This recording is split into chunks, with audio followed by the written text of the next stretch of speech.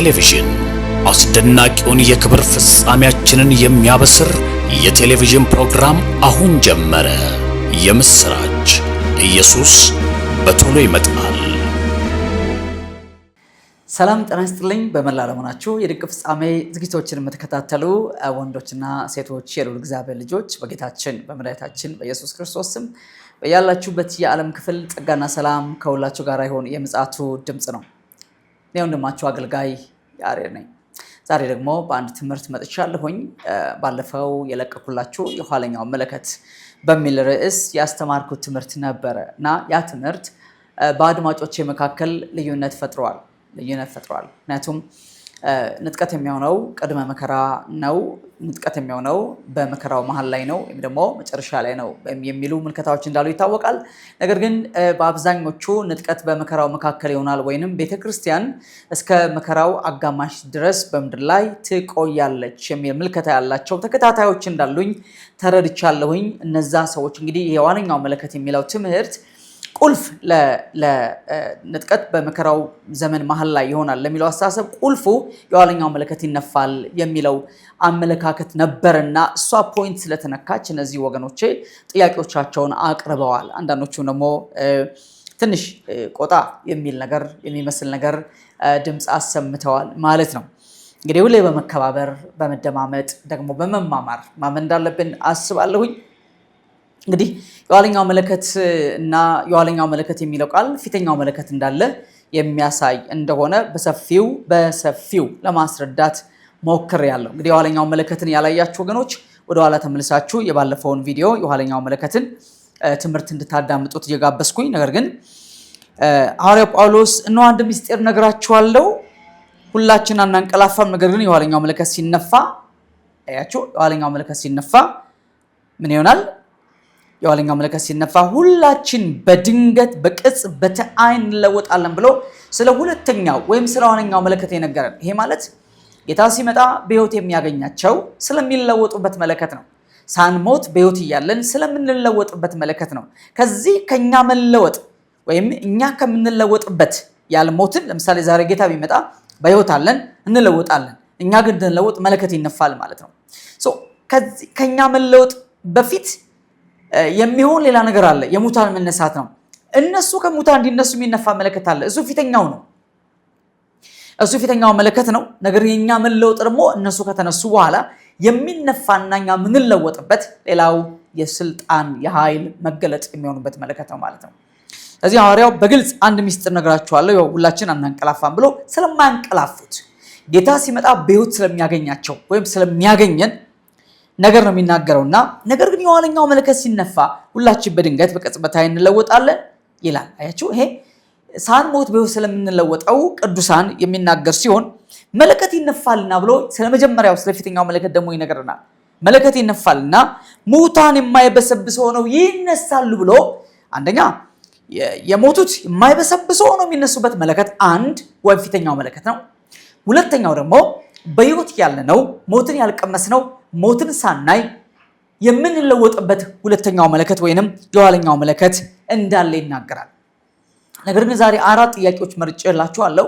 መንደርደሪያ ሐሳብ ነው የምሰጣችሁና እነዚህ የቀረቡልን ጥያቄዎች አብዛኞቹ ቤተክርስቲያን በመከራው ዘመን አጋማሽ ላይ ትነጠቃለች ብለው የሚያምኑ ናቸው። የመከራው ዘመን አጋማሽ ላይ ትነጠቃለች ብለው ሲሉ የኋለኛው መለከት የሚለው 7ኛው መለከት ነው ብለው የሚያምኑ ናቸው። በፍጹም አይደለም። የኋለኛው መለከት ሁለተኛው መለከት ነው እንጂ ከፊተኛው መለከት ቀጥሎ የሚነፋው ሁለተኛው መለከት ነው እንጂ 7ኛው መለከት አይደለም። 7ኛው መለከት የሚነፋው ዮሐንስ ራዕይ ምዕራፍ 11 ቁጥር 15 ላይ ነው። እሱ ጋር እንግዲህ ልብ በሉ። አሁን 7ኛው መለከትን ሲገልጥልን ዮሐንስ በግልጥ አማርኛ 7ኛውም መለከቱን ነፋ ነው የሚለው። 7ኛው መለከት ነፋ፣ በሰማይም የዓለም መንግስት ለጌታችንና ለእርሱ ለክርስቶስ ሆነች፣ ለዘላለም እስከ ዘላለም ይነግሳል የሚሉ ታላላቅ ድምጾች ሆኑ ይላል። ይሄ መከራው ዘመን አጋማሽ ላይ ነው። የመከራው ዘመን አጋማሽ በጣም ብዙ ክስተት የሚከሰትበት ነው። ይሄ ምንድነው? አንደኛ በእስራኤል ስደት የሚጀምርበት ነው። ሁለተኛ ሰይጣን ከአየር ላይ ወደ ምድር የሚወረወርበት ነው። ሶስተኛ አውሬው የክርስቶስ ተቃዋሚ 666 የሚለውን ቁጥር ይዞ በዓለም ላይ በይፋ የሚገለጥበት ጊዜ ነው የመከራው ዘመን አጋማሽ። አያችሁ። ስለዚህ እዚህ ጋር ልክ ክርስቶስም እዚህ ጋር በስልጣን በመንግስት በኃይል ሲነሳ እናየዋለን ማለት ነው እንጂ ክርስቶስ ነገሰ ማለት አይደለም። ገና ነው። እሱ የምናየው ዮሐንስ ራዕይ ምዕራፍ 19 ላይ አርማጌዶን ጦርነት አለ። አርማጌዶን ጦርነት አለ። ከጦርነቱ በኋላ ነው የክርስቶስ መንግስት ማቴዎስ 25:31 ላይ እንደተገለጠው ሁሉ በጎቹን በቀኙ ፍየሎቹን በግራው አቁሞ በምድር በሚያገኛቸው ሕያዋን ላይ የሕያዋን ፍርድ ያስተላልፋል ማለት ነው። ስለዚህ በምድር ላይ የሚሆነው የሕያዋን ፍርድ ሲያስተላልፍ ነው የዓለም መንግስት ለክርስቶስ የምትሆነው። ያኔ ነው አዲስ ስርዓት የሚሆነው፣ አዲስ ሰማይ አዲስ ምድር የሚሆነው ያኔ ነው። አመፀኞች ከተወገዱ በኋላ፣ ሰይጣን ከታሰረ በኋላ፣ ወደ ጥልቅ ከተጣለ በኋላ እንጂ እዚህ ጋር ዮሐንስ ራዕይ ምዕራፍ 11 ቁጥር 15 ላይ ኢየሱስ አይነግስም። የዓለም መንግስት ተጠቅልሎ ለክርስቶስ አይሆንም።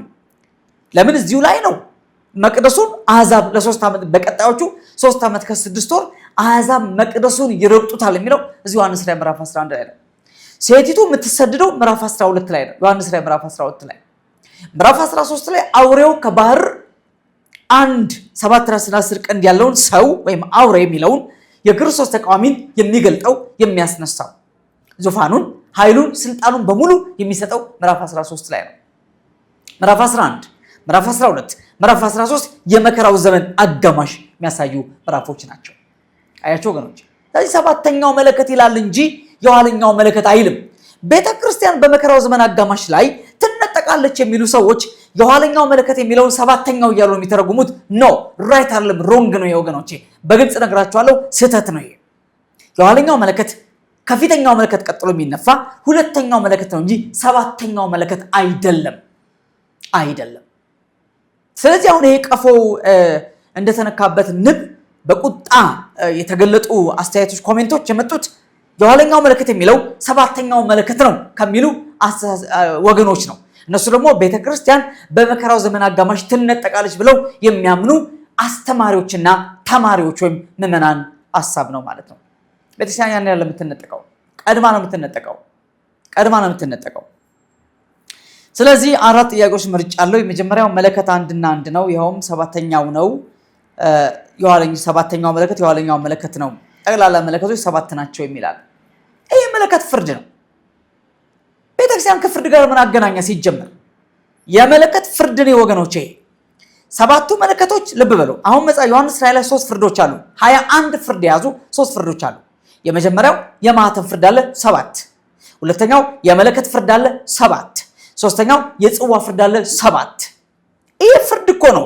ቤተክርስቲያን ከፍርድ ነፃ ናት። ቤተክርስቲያን ከኩነኔ ነፃ ናት ወገኖቼ።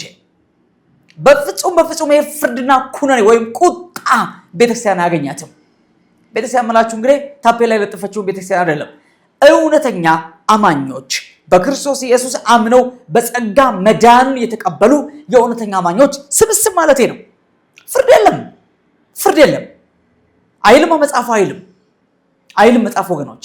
ስለዚህ መለከት ይሄ ጥያቄ ምንድን ነው የሚለው? መለከት አንድ ነው። አንድና አንድ ነው። ይኸውም ሰባተኛው አለና እርሱም የኋለኛው መለከት ነው አለ። ስህተት። ታረሙ እንግዲህ ንትራረም። መማማር ለመታረም ነው። ሰባተኛው መለከት የኋለኛው መለከት አይደለም፣ ሰባተኛ ነው። ከሱ በፊት 6 መለከት አለ ወዳጄ። ይህን ጥያቄ ጠየቀኝ። ምናልባት ዛሬ ይህን ትምህርት የምታዳምጥ ከሆነ ሰባተኛው መለከት የኋለኛው መለከት አይደለም አይልማ መጽሐፉ። ለምን ጨምሮ ማንበብ ያስፈልጋል? ይኸው የሚለው ምንድነው?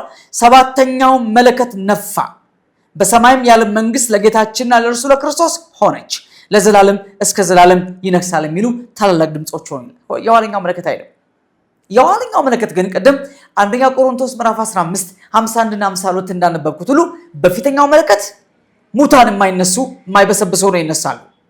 ቀጥሎ የሚነፋው የኋለኛው ወይም ሁለተኛው መለከት ደግሞ በሕይወት ያለነው እንለወጥበታለን። ይሄ አንደኛ ተሰሎንቄ ምዕራፍ 4 ላይ የተጠቀሰው ማለት ነው።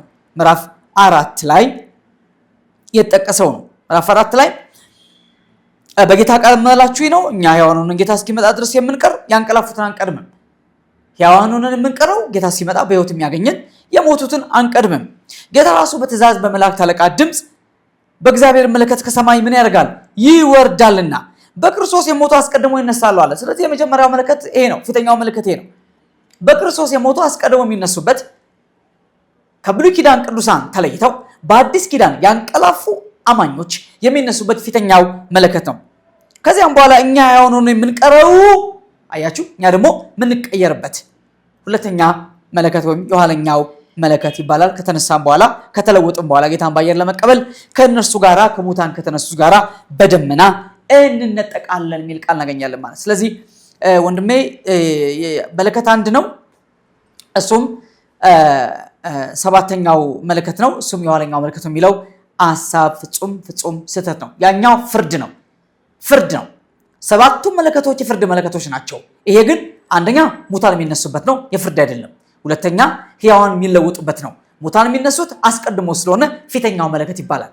ሕያዋን የሆንኛ ደግሞ የምንለወጥበት የኋለኛው ወይም ሁለተኛው መለከት ተብሎ ተጠቅሷልና ይሄን ልብ እንድትልኝ በጌታ ፍቅር አሳስባለሁ ማለት ነው። እንግዲህ መማማር በዚህ ደረጃ ማይቀየርን ከሆነ እውነት ለመናገር በጣም ብዙ አስቸጋሪ ነው። ባጭሩ ግን ቤተክርስቲያን በመከራው ዘመን አጋማሽ ላይ ትነጠቃለች የሚለው አስተሳሰብ ነጸብራቅ ነው። ይሄና ቤተክርስቲያን በመከራው ዘመን አጋማሽ ላይ እንደማትነጠቅ፣ ቤተክርስቲያን ከመከራው ዘመን አስቀድማ እንደምትነጠቅ 4 ማስረጃዎች እሰጥሃለሁ። አንደኛ 7ኛው ሱባኤ ወይም የመጨረሻው አንዱ ሱባኤ 7 ዓመት የእስራኤል ዘመን ነው። ትንቢተ ዳንኤል ምዕራፍ 9 ቁጥር 4-7 መመልከት ይቻላል። የቤተክርስቲያን ዘመን አይደለም፣ ስለዚህኛን አይመለከተንም። ሁለተኛ ቤተክርስቲያን በቤተክርስቲያን ንጥቀት የመንፈስ ቅዱስ የኃይል አሰራር ከምድር ላይ ይቋረጣል። ያኔም የክርስቶስ ተቃዋሚ አውሬው ይገለጣል። በሌላ ቋንቋ የክርስቶስ ተቃዋሚ እንዲገለጥ የቤተክርስቲያን መነጠቅና የመንፈስ ቅዱስ የኃይል አሰራር ከምድር መቋረጥ ግድ ይላል። ቤተክርስቲያን እስካለች የመንፈስ ቅዱስ የጸጋ ዘመን ነው። የጸጋና የኃይል አሰራር አለ። አውሬው መገለጥ አይችልም ማለት ነው። አይችልም። ስለዚህ ሁለተኛ ተሰሎንቄ 2:6-7 ከልካዩ መንፈስ ቅዱስ ምድር ሲለቅ ያኔ አውሬው ስለሚገለጥ ነው። ስለዚህ በደንብ ሊሰመርበት የሚገባ ነው። መንፈስ ቅዱስ በኃይል በሚሰራበት ዘመን ላይ በፍጹም አውሬው መገለጥ ስለማይችል ንጥቀት ቀድሞ መደረግ አለበት። ሌላው ሶስተኛው የመከራው ዘመን ቅዱሳን የሚሸነፉበት ነው። ዮሐንስ ራዕይ ምዕራፍ 13 ላይ ቅዱሳንን የሚያሸንፋቸው ዘንድ ድል የሚያደርጋቸው ዘንድ ተሰጠው ስለሚል የመከራው ዘመን ቅዱሳን በአውሬው ይሸነፋሉ። አዲስ ኪዳን ግን ያለችው ቤተክርስቲያን ግን የገሃነም ደጆች የማይችሏት ናት። ይህንን ማቴዎስ ወንጌል ምዕራፍ 16 ቁጥር 18 ላይ ታገኛለህ እንጂ ተሸናፊ አይደለችም። አራተኛ አማኞች ለቁጣ አልተመረጥንም፣ በጌታችን በኢየሱስ ክርስቶስ ደህንነትን ወይም የነፍስ ቤዛነትን ለማግኘት ነው። ሮሜ 8:1 ኩነኔ የለብንም።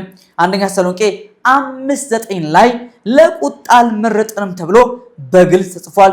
ራዕይ 3:10 ላይ በምድር የሚኖሩትን ሊፈተናቸው ካለው ከታላቁ የፈተና ሰዓት እጠብቃለሁ ስለሚል በንጥቀት ቤተክርስቲያንን ከታላቁ የፈተና ሰዓት ጌታ ይጠብቃታል፣ ይወስዳታል እንጂ ወደ ፈተና አያስገባትም። እና ይሄ በጣም በጥንቃቄ መታየት ያስፈልገዋል ማለት ነው። ስለዚህ ሰባተኛው መለከት ፊተኛው መለከት እንዳልሆነ እስካሁን ያየናቸው ነገሮች በእርግጥ የሚያረጋግጡ ይመስሉኛል። ወደ ሁለተኛው ጥያቄ ስመጣ የሚከለክለው የሚለው ትርጉሙ የተወሰነለትን ጊዜ ነው ወይም የተወሰነለት ጊዜው ገና በመሆኑ ነው እንጂ መንፈስ ቅዱስ ይከለክለዋል የሚል ቃል የለም። ይህን ሰዎች የሰጡት ትርጉም ነው በሚል ከልካዩ የሚለው ጊዜ ነው እንጂ ሌላ መንፈስ ቅዱስ የሚባል ከልካይ የለም የሚል ሌላ አስተያየት አድማጫችን ደግሞ ይህን አስተያየት ሰጥቷል ማለት ነው። እንግዲህ ጊዜ ጠብቆ የሚመጣ ነው እንጂ የሚከለክል አይደለም። ጊዜ በራሱ ከልካይ አይደለም። ጊዜ በራሱ የሚከለክል አይደለም። ነገር ግን በዓለም ላይ ከሚገለጠው የክርስቶስ ተቃዋሚ የሚበልጥ ስልጣን ያለው፣ የሚበልጥ ኃይል ያለው፣ የሚበልጥ ክብር ያለው በፍጹም ሰይጣን ያለ ጊዜው እንዳይገለጥ በስልጣንና በኃይል ማገድ የሚችል መከልከል የሚችል ሌላ ከልካይ መኖር አለበት። በጊዜው ብቻ እንዲገለጥ ያለ ጊዜው እንዳይገለጥ። ልብ በለው። ይሄ እንግዲህ በሐዋርያት ዘመን ይሰራል፣ ከሐዋርያት ዘመን በፊት በነቢያት ዘመን ይሰራል፣ አሁንም ይሰራል። እስኪገለጥ ራሱን በዓለም ላይ ፉሊ እስኪገልጥ ድረስ በመስራት ላይ ነው ያለው። ግን በሙላት ለምሳሌ ክርስቶስ ተቃዋሚ የምንለው ሰው አሁን መገለጥ እንዳይችል የሚከለከለው ከልካይ ጊዜ አይደለም። ጊዜ በፍጹም ጊዜ አይደለም። ስለዚህ ጊዜ የመከለከል አቅም የለውም። ጊዜ ማንም የማቆም አቅም የለውም። ነገር ግን በራሱ ጊዜ ይገለጥ ዘንድ ያለ ጊዜው እንዳይገለጥ ከልካይ አለ።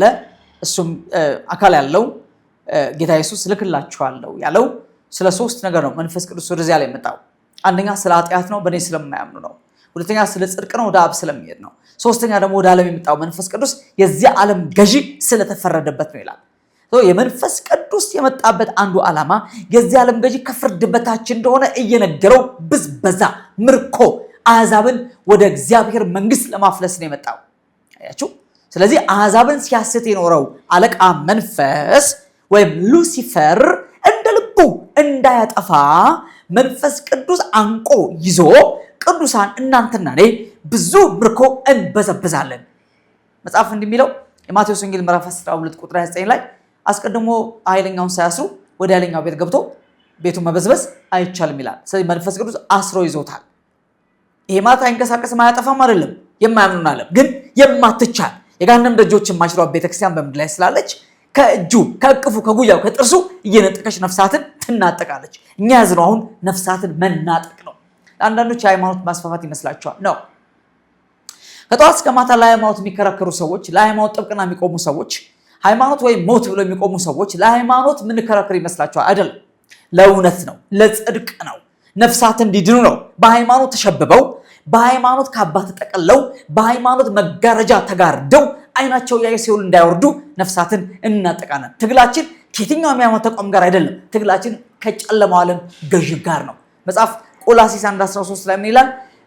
እርሱ ከጨለማው ስልጣን አዳነን ወደ ፍቅር ልጅ መንግስት ቤዛነትን ወዳገኘንበት የፍቅር ልጅ መንግስት አፈለስን ይላል። አያችሁ። እምነት በክርስቶስ ቤዛነት ወይ በቤዛነቱ በደሙ ኃይል ከጨለማው ስልጣን ወደ ፍቅር ልጅ መንግስቶችን ማፍለስ ነው እምነት ማለት። ሃይማኖት ማስቀየር አይደለም። ሰው ሃይማኖት ስለቀያየር አይድንም ወገኖች። እኔ መከራከርለት ሃይማኖት የለኝም። ምቆምለትና ምኖርለት ደግሞ ሞትለት እውነት ግን አለኝ። ለእውነት ነው መከራከረው፣ ለእውነት ነው መቆመው። ክርስቶስ ደሙን ለከፈለለት ህይወት ነው መቆመው። ለምን አንድ ሰው ይሞታል? ለምን አይኑ ያየ ሲኦል ይገባል? የሚያድን ሃይማኖት አልነበረም፣ የለም፣ ለዘላለም አይኖርም። እውነት ግን ነፃ ያወጣል። ይሄ እውነት ነው የምሰብከው እኔ። ስለዚህ ከልካዩ መንፈስ ቅዱስ ሳይሆን ጊዜ ነው የሚል የተሳሳተ ሀሳብ ቀርቧል። ይህም ልክ እንዳልሆነ በትክክል ለማስተዋል እንዲቻል ነው ይህን ነገር ያቀረቡ። ሌላው ሶስተኛው የቀረበው ጥያቄ የቤተክርስቲያን ንጥቀት በሁለት አይነት መንገድ ይታያል። አንደኛ የበኩራት ፍሬዎች ወይም የጌታ ሙሽሪት የምትነጠቅበት ጊዜ ሲሆን የሚሆነው የመጀመሪያ 3 ዓመት ተኩል ዓመታት ከማለቁ በፊት ነው። የታላቁም የመከር ስራ ከጨረሱ በኋላ ይሆናል። ይሄ የመጀመሪያ 3 ዓመት ተኩል ውስጥ ነው የሚሆነው የሚፈጸመው። ሁለተኛው አብዛኛው ቤተክርስቲያን ክፍል የመጀመሪያው ንጥቀት ተካፋይ ስለማይሆን የቀሩ ስራዎች ካለቁ በኋላ ቤተክርስቲያን በአጠቃላይ ከቁጣው በፊት ወይም ሁለተኛው 3 ዓመት ተኩል በፊት ልክ ሲት ከመጠናቀቁ በፊት ትወሰዳለች የሚል ይሄም የቅድም ሚድ ትሪቡሌሽን ያልኳችሁ ቤተክርስቲያን የምትነጥቀው በመከራው ዘመን አጋማሽ ላይ ነው የሚለው አሳሰብ ነጸብራቅ ነው። ይሄም የሚል ሀሳብ ቀርቧል። ቤተክርስቲያን ሁለት አይነት ንጥቀት አላት ብለው ነው የሚያምነው ይሄ ሰውዬ። ሁለት አይነት ንጥቀት አላት። አንደኛ በኩራት የሚባሉት ወይም ሙሽሪት የተባለችው ቤተክርስቲያን ይልና የመጀመሪያ 3 ዓመት ተኩል ሲጠናቀቅ ትነጠቃለች ይላል።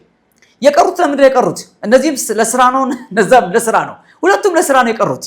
አያችሁ፣ መከር ለመሰብሰብ ነው የቀሩት ይላል። ቁጣውስ ወዳጄ፣ ቁጣውስ በምድር ላይ የሚወርደው ቁጣስ? ይሄን መልስልኝ። በምድር ላይ የሚወርደው ቁጣስ? እሺ፣ የመጀመሪያዎቹ 3 ዓመት ተኩል ላይ ተወሰዱ። የቀሩት አብዛኞቹ እንደውም አይነጠቁም። እነሱ እንደውም መከራውን አልፈው 7ቱን ዓመት ጨርሰው ልክ 7 ዓመቱ ሊጠናቀቅ ሲል ይነጠቃሉ ነው ወዳጄ የሚል ያለው። ይሄ በጣም በጣም የሚያሳዝን አመለካከት። ቤተክርስቲያን አንድ ናት፣ ሁለት ቤተክርስቲያን የለችም በፍጹም። ምንም እንኳን የቅድመ መከራ ንጥቀትን የሚያቀነቅን ቢሆንም ያሳሰብ ነገርን የቤተክርስቲያን ንጥቀትን በሁለት ከፍሎ ማዕከለ መከራ ንጥቀትና ይህም የበኩራት ፍሬ ሙሽራ ያላት የምትነጠቅበት ነው። ሁለተኛው ዓመት ደግሞ ተኩል ሲፈጸም የሚሆነው የሁለተኛው ንጥቀት ወይም ደግሞ ምናልባት እንግዲህ እነዚህ ለስራ ይሁን የቀሩት ለመከራ ይሁን የቀሩት በኃጢአት ይሁን የቀሩት ለምን እንደቀሩ ባላቅም ባይገለጽም እነዚህ ደግሞ ሁለተኛው መጨረሻ 7 ዓመት ሲጠናቀቅ የሚነጠቁ ናቸው የሚል ነው። በዚህ አባባል መሰረት እንግዲህ ሁለቱም የቤተክርስቲያን ንጥቀት መሆኑ ነው። የተሳሳተ አመለካከት መሆኑ ግልጽ ነው። እንግዲህ አድማጬ ለዚህ አስተያየቱ ምንም አይነት ማስረጃ አላቀረበልኝም። ነገር ግን የቤተክርስቲያን ንጥቀት በሁለት የሚከፍሉ ሰዎች ሁለት አይነት አመለካከት አላቸው ራሳቸው። አንደኛ ከመከራው ዘመን በፊት የሚሆነው ምርጦች ወይም ደግሞ ፈርስት ፍላይት የሚጠብቃቸው ወይም ፈርስት ፍላይት ወይም ፈርስት ራፕቸር ብለው የሚሉት እነዚህ ምርጦች ምናልባት ወንድሜ የበኩራት ፍሬ ያላቸው አይነት የቅዱሳን የሚነጠቁበት ነው እና በመከራ ውስጥ ያሉ ያልተዘጋጁ ደግሞ አማኞች ሁለት እነዚህ ደግሞ መከራው ዘመን ሲጠናቀቅ ሰከንድ ፍላይት ወይም ደግሞ ሰከንድ ራፕቸር የሚጠብቁ ሁለተኞቹ በቅድስና ያልኖሩ ምናምን ተብለው የሚገለጹ ናቸው ማለት ነው። ስለዚህ የመጀመሪያው ይሄ ነው። ሁለተኛው ከላይ ጥያቄችን ያነሳው ምርጦቹ በመከራው ዘመን አጋማሽ ላይ ይነጠቃሉ፣ ያልተዘጋጁት ወይም ደግሞ በቅድስና ያልኖሩት ደግሞ አብዛኛው የሚባለው በመከራው ዘመን መጨረሻ ላይ ይነጠቃሉ። ሁለቱም ትሪቡሌሽን ራፕቸርን የሚያመለክት ነው። እንግዲህ ለዚህ ወንድሜ የራሴ ጥያቄ አለኝ። አንደኛ የንጥቀት መስፈርት ምንድነው ነው? የኛ ቅድስና ነው የእግዚአብሔር ጽድቅ? ለመዳኔ ክርስቶስ የከፈለው ዋጋ በቅቶኛል ብዬ አውጃለሁ።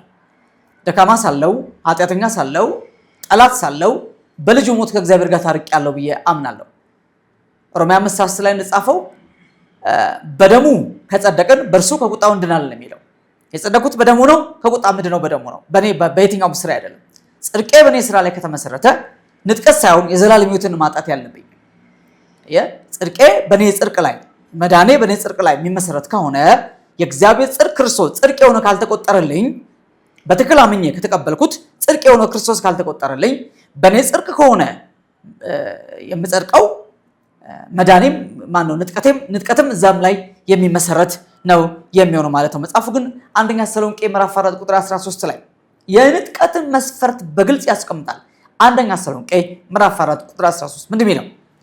ኢየሱስ ክርስቶስ እንደሞተ እና እንደተነሳ ካመንን በኢየሱስ ያንቀላፉትን እግዚአብሔር ከእርሱ ጋር ያመጣቸዋል የሚለው። ስለዚህ የንጥቀት መስፈርቱ የመዳኔ መስፈርት ነው። መዳኔ ሮሜ 10 ላይ እንደተጠቀሰው ሁሉ ኢየሱስ ጌታ እንደሆነ በአፍ ብትመሰክር እግዚአብሔርም ከሙታን እንዳስነሳው በልብ ብታምን ትድናለህ።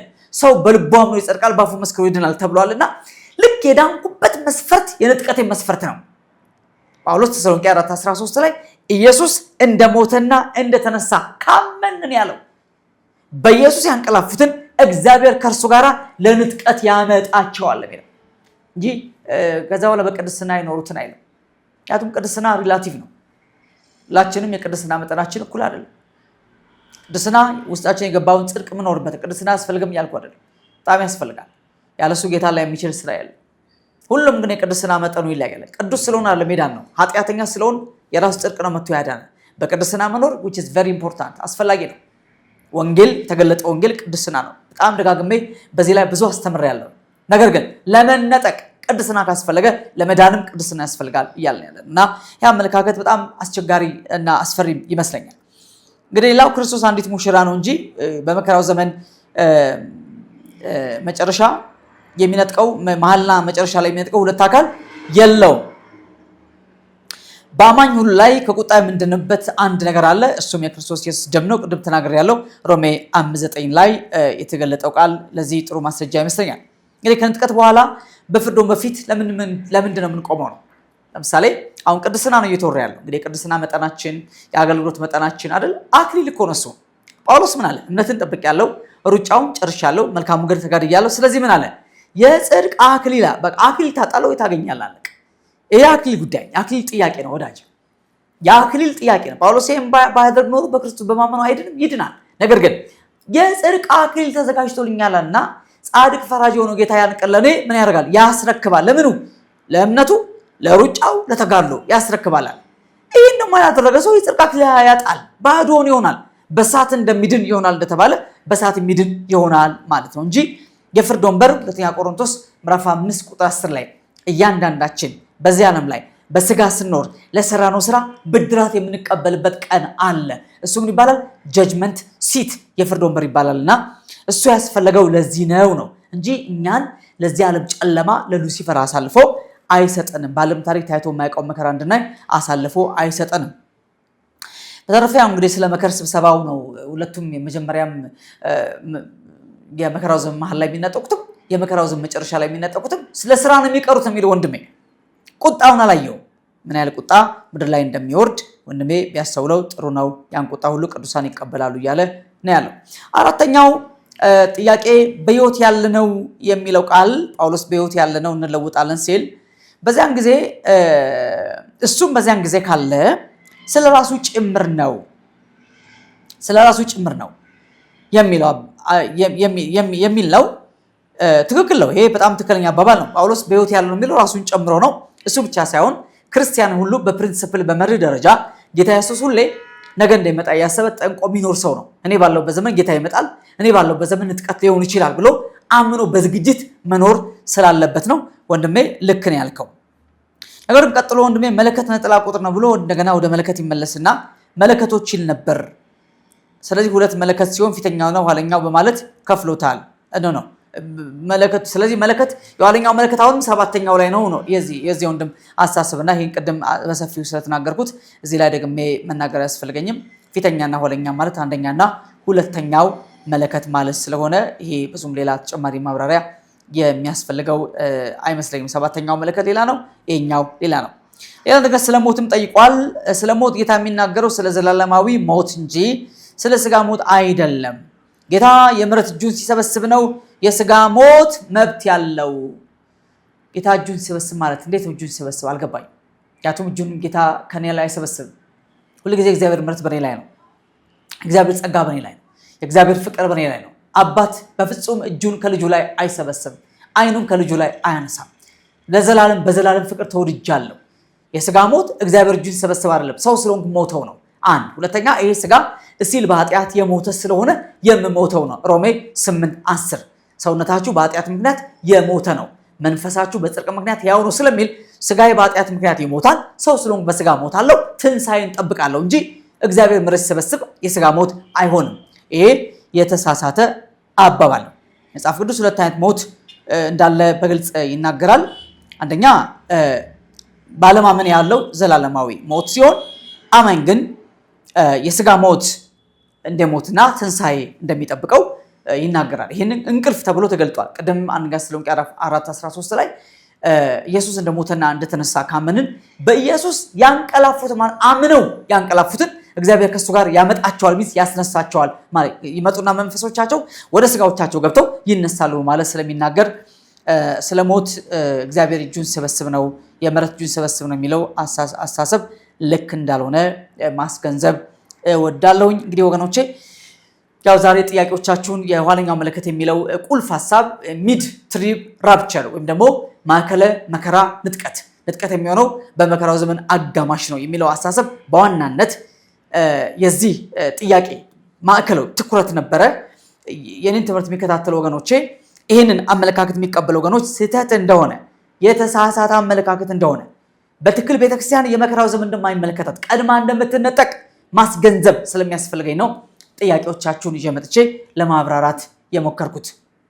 እንግዲህ አሁንም ኮሜንት ላይ ሀሳብ አስተያየታችሁን እንድሰጡ በጌታ ፍቅር አሳስባችኋለሁ። ሁልጊዜ ግን በፍቅር እንማማር፣ በትህትና እንደ ክርስቲያን ዳማኝ በጥንቃቄ በማስተዋል የጌታን ቀን እንደሚጠብቁ ሰዎች፣ ጌታ እንደሚናፍቁ እንደሚወዱ ሰዎች ልንማማር እንደሚገባ ላሳስባችሁ እወዳለሁ። ጸጋና ሰላም ከሁላችሁ ጋር ይሁን። ጌታ ኢየሱስ ክርስቶስ ይመጣል። ለምጽአቱ ድምፅ ነኝ። መንግስተ ሰማይ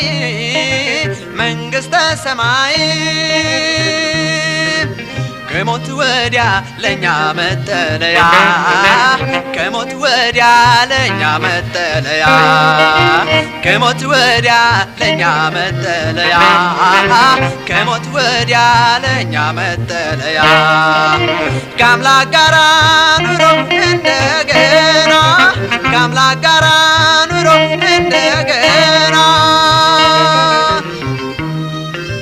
የሞትን ድልድይ እንሻገርና እንራመዳለን ለኑሮ እንደገና የአሁኑ መንደር መንግስተ ሰማይ ግንቡ የጸና ነው በበጉ ደም ላይ መንግስተ ሰማይ